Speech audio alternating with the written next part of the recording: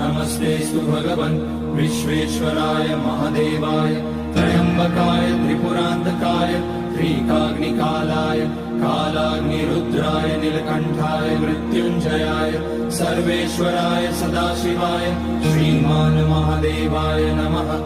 ॐ नमः शम्भवाय च मयोभवाय च नमः शङ्कराय च मयस्कराय च नमः शिवाय च शिवतराय च।